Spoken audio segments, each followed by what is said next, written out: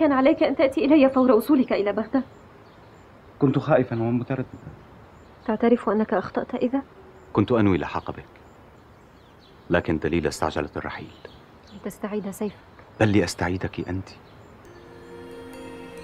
كنت أراقبك منذ اللحظة الأولى التي وصلت فيها إلى بغداد، قبل أن تنام وعندما تستيقظين. كنت تلك العين التي تحدث عنها العراف الذي لا يجيد العراف. كنت الخواجة الذي غازلك في السوق. كنت الحرائر، كنت القلائد التي تتمنى أن تلامس جيدك. كنت ذلك الخيال الذي كنت تلاعبينه الشطرنج. أجل يا زينب، كنت وكنت وكنت. يا زينب كم كنت. وتقولين إنني لم آتي لأجلك. كم يصعب علي أنك جئت لأجلي لا لأجل سيفك. كم بات هذا مؤلما يا علي. ماذا يجب أن أفعل كي أثبت لك الصدق؟ إذا كنت تريدين أن أغادر بغداد فسأسافر إلى غير رجعة. وسيفك؟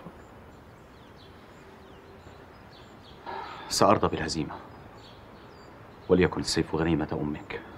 لكنني لا أرضى بذلك. لقد سلبتك إياه بالحيلة ويجب أن تستعيده. سأساعدك في ذلك، لكن بشرط. ما هو؟ أن ترحل عن بغداد فور حصولك على سيفك. وحدي؟ كما رحلت أنا عن القاهرة وحدي. لكنك منحتني موعدا. وتخلفت عنه؟ منحيني موعدا آخر، فإن تخلفت عنه تفهمت الأمر. صعب على الفهم يا علي أن يتخلف الحبيب عن موعده. فلنؤجل أمر الموعد هذا حتى تستعيد سيفك. يجب أن أغادر إلى البيت الآن. ابقي قليلا، لا أريدك أن تغادري، أرجوك. ماذا يريد منك الوالي؟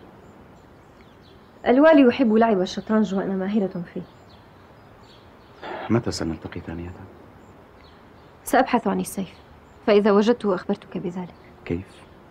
سأكثف زيارتي إلى قصر الوالي، فإذا كان لدي شيء أقوله لك تدبرنا ذلك في الطريق. زينب،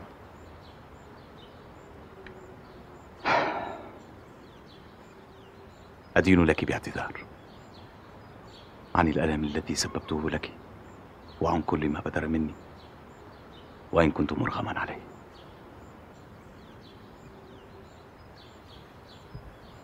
انتظر مني خبر.